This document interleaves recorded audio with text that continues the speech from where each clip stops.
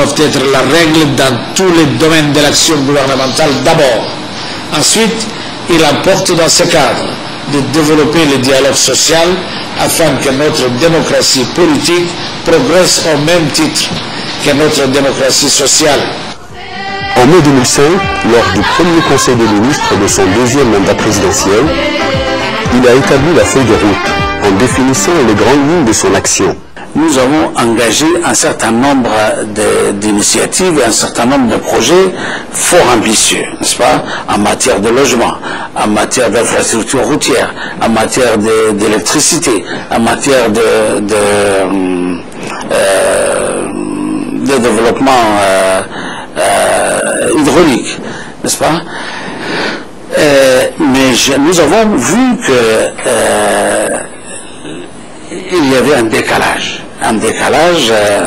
dans la mesure où, avec tous ces emplois ouverts, n'est-ce pas, et tous ces crédits investis dans le pays, une partie de la population n'arrivait pas à s'accrocher, n'est-ce pas, surtout les jeunes et les ruraux, n'est-ce pas, n'arrivaient pas à s'accrocher et à pouvoir sortir de la misère, n'est-ce pas. C'est pour cela que nous avons mis cette initiative qui a, comme vous le savez, rencontré des échos favorables de la communauté internationale. Nous venons de participer à une initiative analogue, n'est-ce pas, à la conférence des donateurs du Maroc, n'est-ce pas,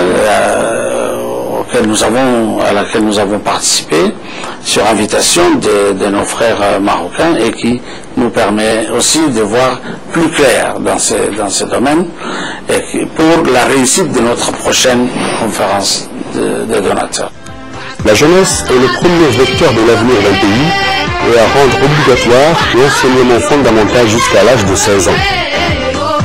Il a renforcé la formation professionnelle. Il crée le service national adapté pour les jeunes déscolarisés et surtout, dès son premier mandat, la création de l'Université de Djibouti pour donner une plus grande égalité dans l'accès au savoir. Ce sont là des actions qu'il avait entreprises pour les jeunes tout au long de son premier mandat.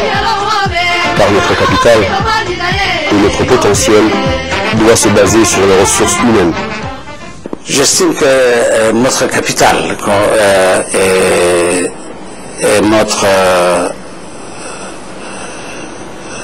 potentiel de la jeunesse et c'est miser sur les ressources humaines. Vous savez, en 1999, il y avait un goulot d'étranglement au niveau de la classe de 6e.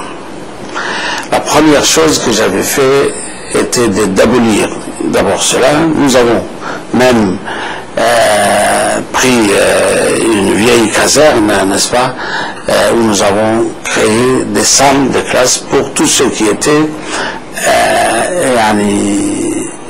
évincés de l'école et qui devaient partir à la vie active alors qu'ils n'avaient pas 16 ans. Ensuite, nous avons ouvert le baccalauréat, nous avons multiplié les classes, n'est-ce pas, de seconde et ainsi de suite jusqu'à et nous avons envoyé énormément de jeunes à l'extérieur pour répondre à la demande pressante en matière d'enseignants, en matière de médecins, en matière d'ingénieurs, en matière de cadres supérieurs et de cadres intermédiaires. La loi d'orientation de l'éducation nationale a donné ses effets cette année. Je peux dire et affirmer que le taux de scolarité de nos enfants, nous avons dépassé le cap de 75%. Nous avons les premiers médecins envoyés en 99-2000, n'est-ce pas, qui rentrent cette année. Qui rentrent cette année de Cuba et de l'Italie. D'autres sont rentrés du Mali, d'autres sont rentrés de la Tunisie et du Maroc. Nous allons monter cette année notre première école de médecine. Nous avons mis en chantier l'université.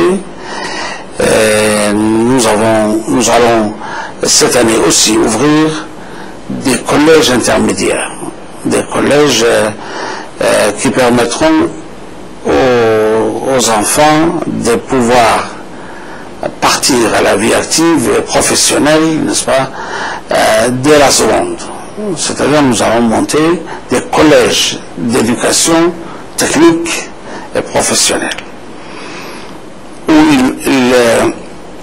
ils pourront remplir la classe intermédiaire de techniciens et d'ouvriers spécialisés. Nous allons rouvrir l'école d'Arta, école hôtelière, avec l'appui de la Tunisie.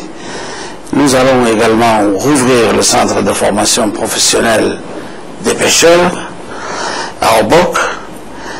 Et c'est pour vous dire que les résultats sont probants et ça nous encourage à aller de l'avant. Le président de la République s'est engagé en faveur des droits des femmes et de l'amélioration de leurs conditions de vie. Il a porté des projets destinés à donner aux femmes djiboutiennes les moyens de réaliser leurs ambitions légitimes. Aujourd'hui, 2 femmes féministes, 7 femmes sont au Parlement. La présidence de la Cour suprême est confiée à une femme et de nombreux postes de la fonction publique sont occupés par des femmes.